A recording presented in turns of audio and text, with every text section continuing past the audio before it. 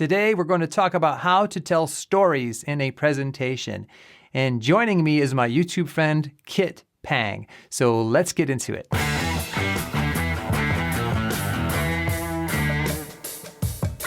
If this is our first time meeting, this channel is all about giving you the communication and leadership tools you need to make an impact. And today our guest is Kit Pang from Boston Speaks.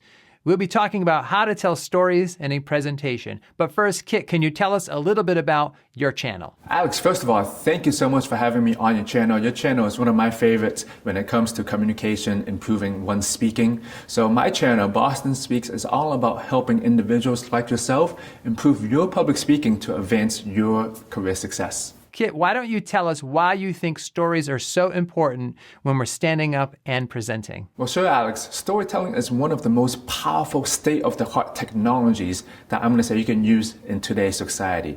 We no longer live in the survival of the fittest. It's whoever can get the ideas across in the meeting, at home, is successful at the end of the day. And storytelling is so important because it's memorable, it's persuasive, and it's human. You see, as human beings, we are the only species to tell stories. And this is what research have found. When you wrap your facts or information around a good story, it is actually 22 times more memorable. And when you tell stories, 3 things happen to your brain. It releases dopamine, cortisol, and oxytocin. Dopamine is the feel-good hormone. Just like if you go on social media and people are pressing like all of the time, okay? When you hear a good story, dopamine gets released. It also releases something called oxytocin. Oxytocin is basically, in a nutshell, they said instead of giving Cupid an arrow to shoot, let Cupid release some oxytocin. So oxytocin is basically that relationship bonding love hormone. So when you tell a good story, people just can't help but just trust you more. And they want to bond and build relationships with you. That's why there's research that have also said that storytelling will make you more attractive. And third is something called cortisol. Cortisol is actually a stress hormone. And that is good because whenever you want to get information across, you have to make your information the most important thing on your audience mind right now. So actually, when you release a good amount of healthy stress, people say, wow, this is actually really important, or I really have to pay attention to it. Just like Netflix, if you watch any Netflix shows, you would not want to do work. You just want to finish that 1-hour episode because it's got your attention, okay? It's probably because there's some stress that's happening in the episode and you want to keep on finishing it. So Alex, we talked about you shared with me a story earlier about a bad customer experience. I would love if you can just share that with your audience right now. Sure, I'll tell that story. This past fall, I had a great experience renting a house on vacation with my family, and I wanted to give the property owner a 5-star review. It was a new property, and I wanted to be one of the first customers to leave a great review. But the online system we were using did not allow me to leave a review in an easy way at all. The system is set up so it sends a one-time email to you. And if you miss that email, you really can't leave a review. And I'm 99% sure I never received it because I was on the lookout for it and I was checking my spam folder every day. Nothing. So I asked the actual property owner, what should I do? And she said, yeah, this system is really clunky. So I got online and I was chatting with a customer service person about it. I'm not saying it was Airbnb, but it was one of those kinds of companies. And I was chatting with them for over 20 minutes. And he was not able to provide me another way to submit a review. The chat got a little heated, got a little emotional, and I really wanted to do right by this property owner. But in the chat, the customer service rep kept making it seem like I was the one at fault somehow, like I had messed this up really badly. But he finally admitted that he had no way to resend the email, to send me a link or anything like that to allow me to post a review. I was polite, but my point to the company was that customers should not have to fight their way through some system just to leave a review. In the end, unfortunately, I was not able to leave a review, but I did contact the property owner directly and offered to give any kind of endorsement that I could that she might share on social media and use however she wanted. I still feel really badly for the property owner. She did everything 100% right. I just couldn't provide a review. So that's my bad customer service story that I told you before, Kit. So go ahead and break that down. Well, Alex, thank you so much for that story. I love that story, and I want to break down that story and just tell everyone why that is a good story. So when you tell stories, there are actually two types of stories. One is a recap story, and one is a situational story. What we want to get into more is actually that situational story because it's way more impactful. So what do I mean by recap versus situational? If you want to watch season 3 of Stranger Things and you forgot season 1 and season 2, you might go on YouTube and just watch a quick 5-minute, 10-minute, recap video of what actually happened in season 1 and season 2. Usually you do not get emotionally involved because it's a lot of bullet points. Just like, for example, some people tell recap stories like 5 years ago I did this, 3 years ago, and then boom, boom, boom, boom, boom.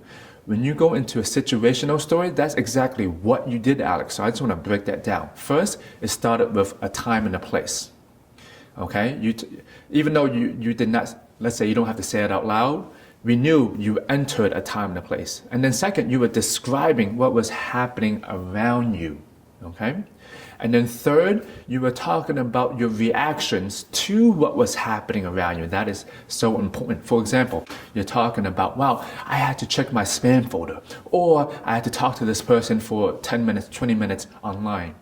And as you are describing your reactions to it, we get to visualize that in our minds. So when you're saying you want to check the spam folder, I can even see you going into the Gmail, your email, and you go into the spam folder, or you're going into that chatting online. I can see a pop-up, right, on that little pop-up on the website. You're just chatting with that person. Even though it's not the real thing that happened, it's more powerful for the audience because we can visualize it. Okay, so a good story have all of these things every single time. The time and the place, you're describing what's happening, and the reactions to the things that's happening.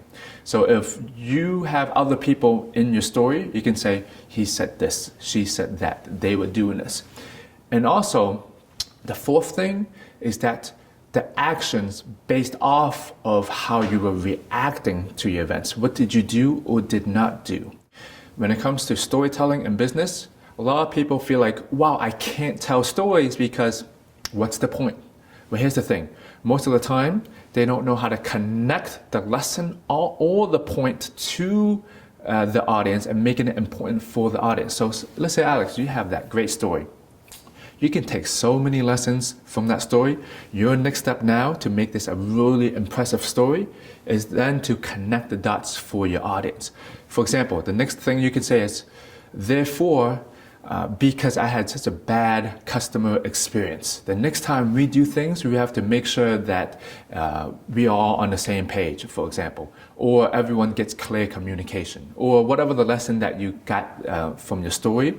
But you have to connect the dots for your audience, or else the audience won't be able to say, how does that story match with why we're here today? So to really make your story to the next level, tell your experience, your situational experience that you went through, and then magically you want to wrap everything up with a sentence or two and say, that's why it's important for you, the audience today, or the lessons that I've took away, and here's what you need to know about it. That makes sense to me, Kit. And what do you say to people when they say they don't have any good stories to tell? A lot of people ask me, I don't have stories, Kit. What can I do to tell better stories, or how can I find stories? So if you ever have that thought, the first thing you have to realize is that stories are all around you. I'm not sure about you, but have you ever bought new clothes, or you got new shoes, or you just bought a new car, and then you start noticing that everyone has that new car or something similar that you got? It's the same exact thing with stories. Right now, if you believe that you don't have stories, you're not listening for them, you're not looking for them, because every single day, as human beings, we go through life experiences. Even when you're chatting with your friends or your mom or your colleagues, they will tell you so many stories, and there's so many lessons from those stories. So the best thing that you can do if you want to become a better storyteller is first start telling stories. Don't care about how good they are, how bad they are. I had a client ask me, he was like, Kit, I want to become a better storyteller. And I asked him, well, are you telling stories right now? And he said, no, right? So the very first step, if you want to become a better storyteller, believe you have stories, no matter if the stories are good or bad, just start telling them. Thanks for being on the channel and helping us out today. Great advice on stories. Alex, I want to say thank you so much for having me on your channel.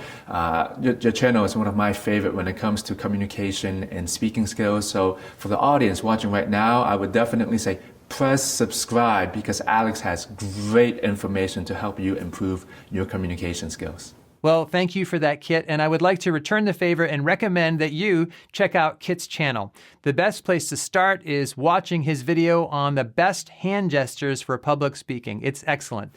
I'll put links to that video in the description below. And also, you can check out his channel. I'll pin his comment to the top comment in that section, and you can just click on his name. It'll take you right to his channel. And be sure to say hello. So thanks, God bless, and I will see you soon.